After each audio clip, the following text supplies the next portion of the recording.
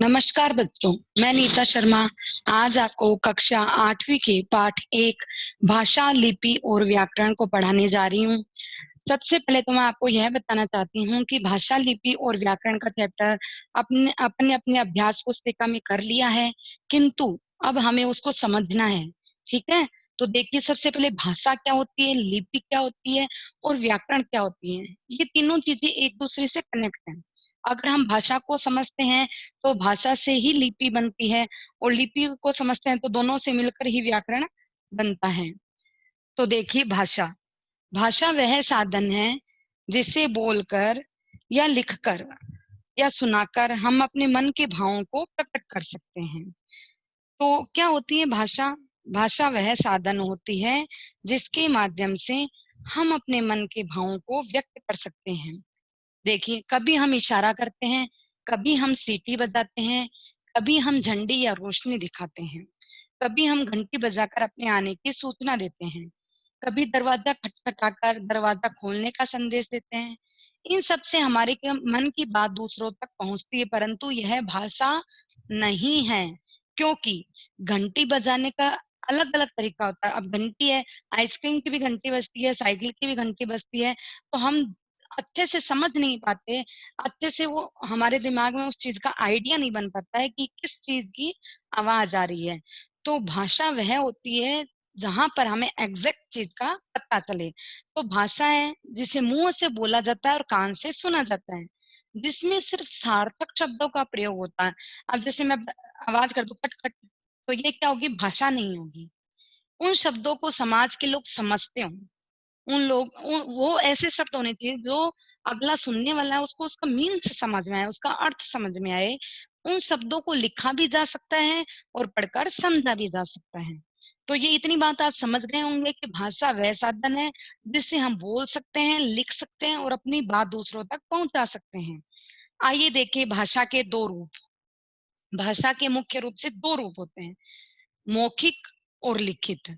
तो भाषा को हमने किन रूप में जाना? एक तो मौखिक, मौखिक का मतलब मुंह से बोलना, लिखित यानी लिखना। भाषा दो प्रकार की होती है, मौखिक और लिखित।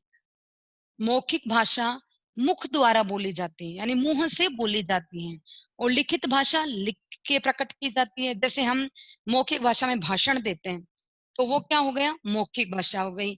और जैसे मान लो लेटर लिखते हैं तो वो क्या हो गई? लिखित भाषा हो गई। तो भाषा का जो मूल रूप होता है वो मौखिक होता है, यानी भाषा की शुरुआत कहाँ से होती है? मौखिक से होती है। मान लो कोई छोटा बच्चा होता है, वो स्कूल जाएगा तभी तो वो लिखना सीखेगा ना, उससे पहले लेकिन वो मुंह से बोलना सीख जाता है। तो भाषा तो उसने सीख ली, पर कैसे? मौखिक रूप में। इसलिए भाषा का जो मूल रूप होता है वो क्या होता है? मौखिक होता है। इसे सीखने के लिए प्रयत्न की आवश्यकता नहीं होती, यह स्वाभाविक तौर से सीखी जा सकती है। लिखित भाषा को सीखने के लिए हमें प्रयत्न करना पड़ता है। मौखिक भाषा की ध्वनियों को लेखन चिन्हों द्वारा प्रकट करने पर लिखित भाषा का जन्म होता है। अब यहाँ पर अपने लिपि आ गई है, देखो, मौखिक भाषा मैंने सीख लिया, लेकिन उसको किन्हीं चिन्हों द्वारा प्रकट करके जब हम लिखना सीखते हैं तो उसको बोलते हैं लिपि। भाषा और बोली, एक सीमित क्षेत्र में बोले जाने वाले स्थानीय रूप को बोली कहते हैं।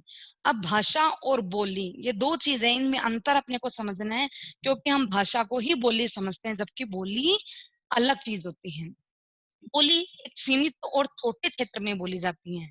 कहा जाता है कि कोस कोस पर पानी बदले चार कोस में पानी, यानी अगर हम थोड़ी थोड़ी से एरिया में जाते हैं तो पानी में चेंजिंग आते हैं, पानी में बदलाव आता है। ठीक उसी प्रकार थोड़े से क्षेत्र से अलग दूसरे किसी क्षेत्र में जाते हैं तो वहां की वाणी में, वहां की बोली में अलग तरीके का बोली जाती है, वहां से अलग तरीके की बोली जाती है। हर 4-5 मील पर बोली में बदलाव आता जाता है। बोली बोलचाल का माध्यम होती है, इसमें साहित्य की रचना नहीं होती। सबसे इम्पोर्टेंट बात ये देखनी है कि जो भाषा होती है वो बहुत बड़े मतलब राज्य स्तर पर या राष्ट्रीय स्तर पर बोली जाती है, जबकि बोली एक सीमित क्षेत्र में बोली जाती है। बोली में साहित्य की रचना नहीं होती, जबकि भाषा में साहित्य की रचना होती है। बोली का निश्चित व्याकरण नहीं होता, जबकि भाषा का निश्चित व्याकरण होता है। अगर आपको भाषा और बोली में अंतर लिखना आ जाए तो आपको इस तरीके से लिखना है कि भाषा एक विस्तृत क्षेत्र में बोली जाती है, बोली सीमित क्षेत्र में बोली जाती है। भाषा का एक सीमित साहित्य होता भाषा का एक साहित्य होता है, जबकि बोली का कोई साहित्य नहीं होता। भाषा का व्याकरण होता है, बोली का कोई निश्चित व्याकरण नहीं होता। भाषा को संविधान में मान्यता प्राप्त होती है, जबकि बोली को संविधान में मान्यता प्राप्त नहीं होती। तो ये 4-5 पॉइंटों में इसका अंतर आप बता सकते हो। आगे देखिए।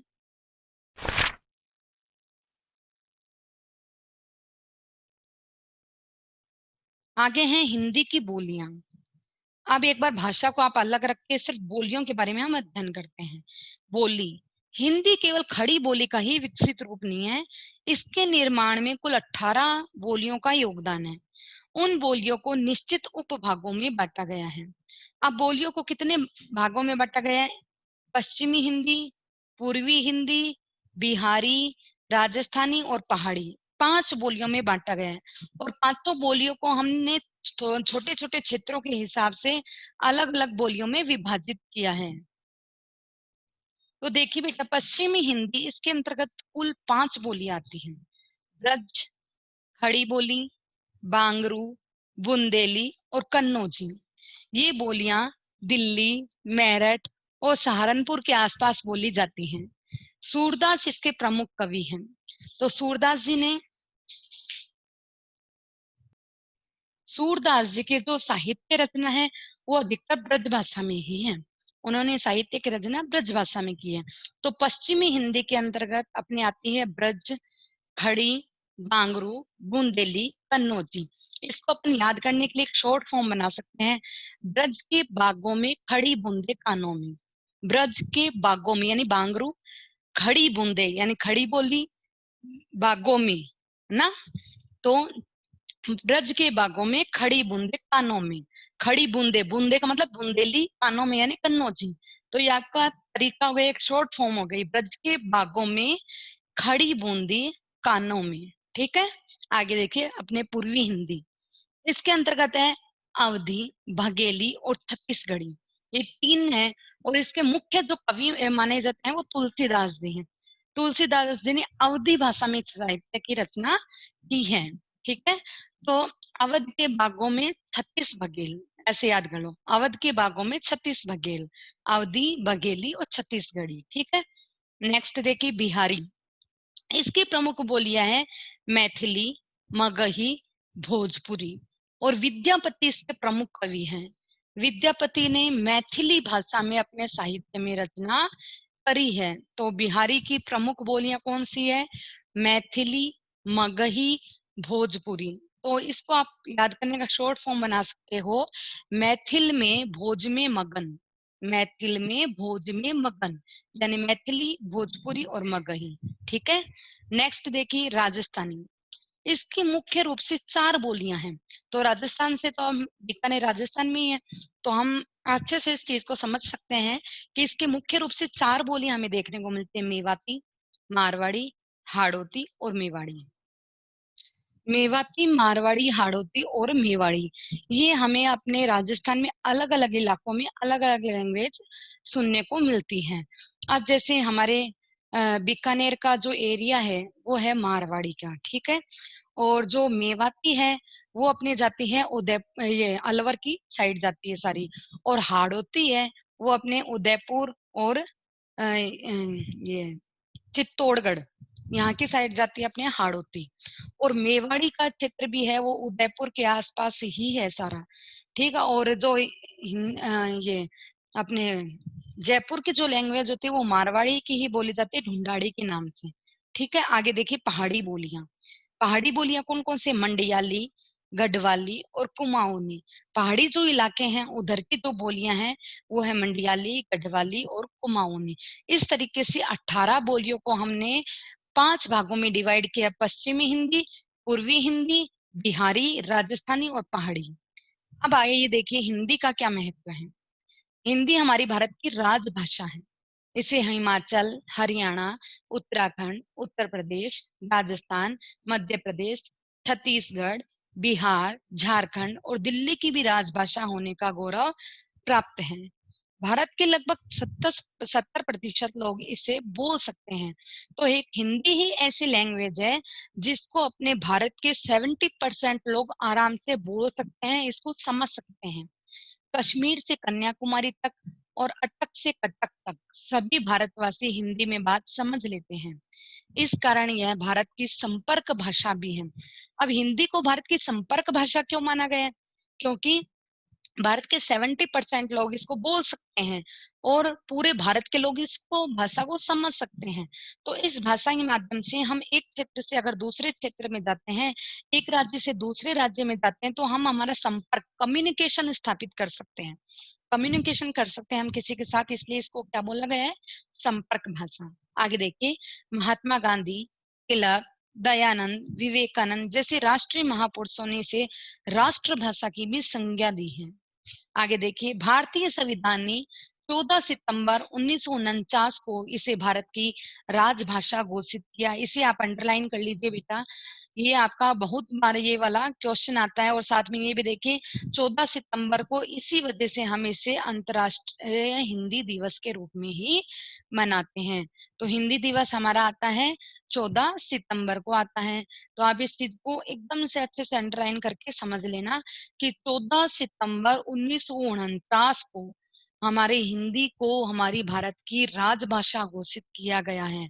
यानी संविधान के जितने भी काम होंगे वो हिंदी भाषा में ही होंगे। भारत की अन्य राष्ट्रीय भाषाएं, भारत की राष्ट्रीय भाषा केवल हिंदी है, यह कहना भ्रामक होगा।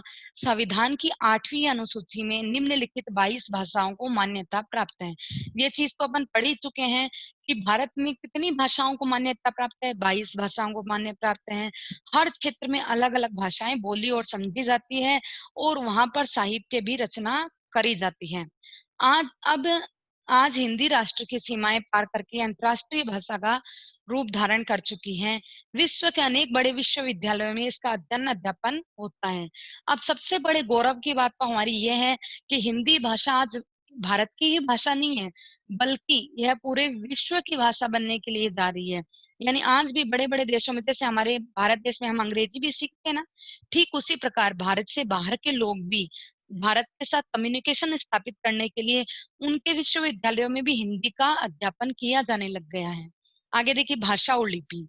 भाषा की ध्वनियों को लिखने के लिए जिन चिन्हों का प्रयोग किया जाता है उन्हें हम लिपि कहते हैं। प्रत्येक भाषा की अपनी कुछ लिपि होती है। मराठी, हिंदी और संस्कृत भाषा की लिपि देवनागरी है। इसी तरीके से हम अगले वाले पेज पे लिपियों का अध्ययन करेंगे। लिपि की आवश्यकता किस लिए होती है? अपने ज्ञान, अपने विचार और अपने भावों को विस्तृत रूप से लिखने के लिए हमें लिपि का विकास करने की आवश्यकता हुई है। तो देखिए बेटा, यहाँ पर हिंदी की लिपि दी है अपने को देवनागरी, सिंधी की लिपि देवनागरी और फारसी दोनों है, मराठी की देवनागरी, कोंकणी की देवनागरी, संस्कृत देवनागरी, नेपाली देवनागरी, संथाली देवनागरी, ओलचिकी, डोंगरी देवनागरी, बोडो देवनागरी, मैथिली देवनागरी, कश्मीरी, फारसी, उर्दू, फारसी, उड़िया, उड़िया, बांग्ला, बांग्ला, असमिया, असमिया, तमिल, तमिल ब्राह्मी, तेलुगु, तेलुगु ब्राह्मी, मलयालम, वट्टा, थालू, कन्नड़, कन्नड़ ब्राह्मी, मणिपुरी, मणिपुरी, पंजाबी, गुरुमुखी, गुजराती की गुजराती। तो ये कुछ लिपियां होती हैं जिसमें हम साहित्य रचना करते हैं और लिखित भाषा में इस भाषा को लिख सकते हैं। आगे देखिए, ये हमें मैप दे रखा है, तो मैप के हिसाब से हमें यहाँ पर हिंदी भाषा का क्लासिफाई दे रखा है कि कैसे कैसे कौन से क्षेत्र में कौन सी भाषाएं बोली जाती हैं। तो अब आगे देखिए, हम आते हैं व्याकरण पे। हमने भाषा पढ़ ली, हमने लिपि पढ़ ली और अब हम पढ़ते हैं व्याकरण। किसी भाषा को, अब हमने लिखना सीख लिया, लिपि के कारण हमने लिखना तो सीख लिया, पर इस लिखने को हम किस व्यवस्थित क्रम से लिखें, वो नियम हमें कौन सिखाता है? व्याकरण। तो व्याकरण भाषा को शुद्ध बनाता है। भाषा व्याकरण क्या आता है? व्याकरण हमें भाषा को शुद्ध लिखने और शुद्ध बोलने का तरीका बताता है, या फिर लिखने के लिए क्रमबद्ध जो भाषा के नियम हैं वो ही व्याकरण कहलाते हैं। तो देखिए, वर्ण विचार। भाषा के जो व्याकरण है उसको हमने 3 पार्टों में डिवाइड किया है। सबसे पहला है वर्ण विचार। इसके अंतर्गत हम पढ़ते हैं स्वर और व्यंजन। स्वर और व्यंजन का उच्चारण सीखते हैं, इनको लिखना सीखते हैं और इनकी संधि करना सीखते हैं कि इनको मिलाने से कौन सा नया व्यंजन या स्वर बनता है। नेक्स्ट देखिए शब्द विचार। इसके अंतर्गत शब्द के विभिन्न रूप जैसे संज्ञा, सर्वनाम, विशेषण, क्रिया और अवयव पर विचार किया जाता है। शब्द अपने पास आ गए, वर्णों से मिलकर क्या बनता है? शब्द बनता है। अब शब्दों को हमने किन किन रूपों में ढाला है? संज्ञा के रूप में, सर्वनाम के रूप में, विशेषण के रूप में, क्रिया के रूप में और अव्यय के रूप में। नेक्स्ट इसका थर्ड जो डिवीजन है वो है वाक्य विचार। इसके अंतर्गत पद, क्योंकि वर्ण मिल गए, वर्णों से शब्द बना, शब्दों से हमारे पास पद बने। तो पदबंध, वाक्य की रचना किस प्रकार होती है और वाक्य को रूपांतरित कैसे किया जाता है। तो ये सारी तरीके हमें व्याकरण के 3 पार्ट में डिवाइड करके हमें समझाई गई है। तो इस प्रकार तो बच्चों इस प्रकार हमने भाषा को पढ़ा, लिपि को पढ़ा, व्याकरण को पढ़ा। भाषा के अंतर्गत हमने बोली को भी पढ़ा, बोली को हमने 5 भागों में बांटा। तो इस प्रकार भाषा और बोली के अंदर मैंने आपको डिफरेंस भी समझाया है और अगर आपके एग्जाम में डिफरेंस आता है तो आपको ऐसे ही बताना है। इसके अलावा हमने व्याकरण को 3 पार्ट में डिवाइड किया है और जो लिपियां हैं वो अलग-अलग भाषाओं की लिपियां हैं। तो इस प्रकार ये चैप्टर अपना कंप्लीट हो गया है। आप इसको पढ़े, समझे, अपनी अभ्यास पुस्तिका में अगर नहीं किया हुआ है तो वापस आप करने की कोशिश करें और मुझे अपने व्हाट्सएप पे वर्क करके भेज दें। धन्यवाद।